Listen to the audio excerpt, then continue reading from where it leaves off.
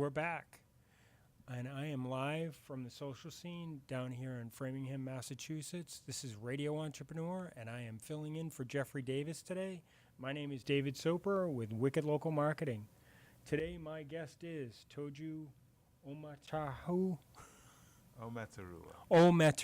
Yeah. We are sitting here with him today to talk about Pickasound, and he's going to give us the details on Pickasound.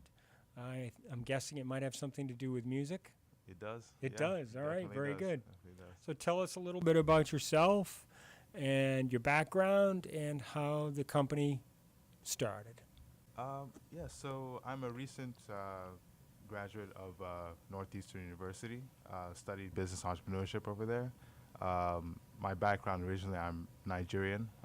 Lived in Nigeria and Egypt for the past 10 years, and then came to the U.S. to study. And what led to my creation of Pickasound was really my interest in producing music and being a creator as well as a music fan. And I sort of wanted to combine those two elements together. Ever since high school in Egypt, I've been producing music using tools like GarageBand and then uploading them up to SoundCloud and just being able to share what I've created.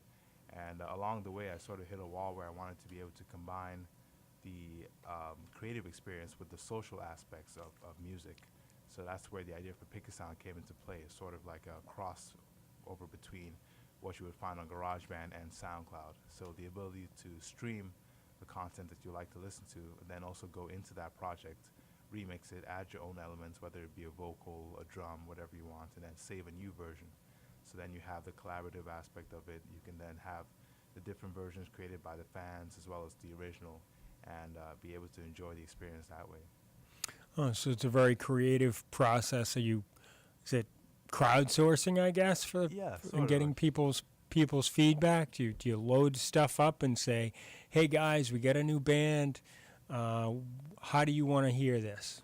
Yeah, essentially, you could start off with a basic drum loop, for example, and then make the project public. People can go into that project, add a vocal, add a synth, anything like that, and then they can save a new version, or they can just actually alter the speed and pitch of the track they've uploaded, and then you'd be able to just go through like a playlist, listen to all the different versions. And I think what it does is it brings the music fan and the artist a lot closer together, and allows the music fan to become more involved in this collaborative aspect of music creation.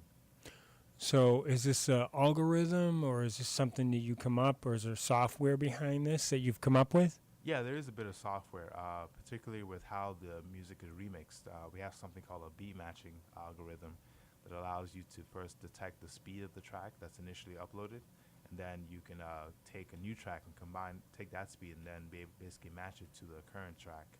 So it alters the speed and the pitch based on that to find a unique match. And so it does that pretty fluidly, and it's able to basically allow the music fan who isn't really talented in music production or those things to be able to instantly create something that sounds good, without having to go through the lessons and all the complexities.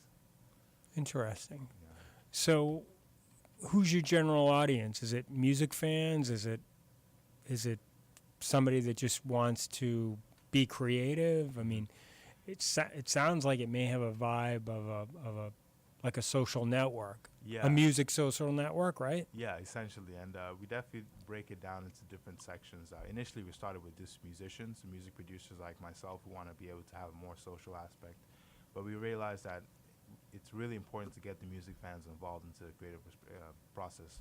I think that's how music should be monetized nowadays, in terms of being able to generate revenue through engagement by getting music fans more involved in the process. So by creating this social aspect and by allowing the music fans to instantly upload something or record something onto their favorite artist track, it allows them to become more involved in the process. And they're really the core audience at the end of the day.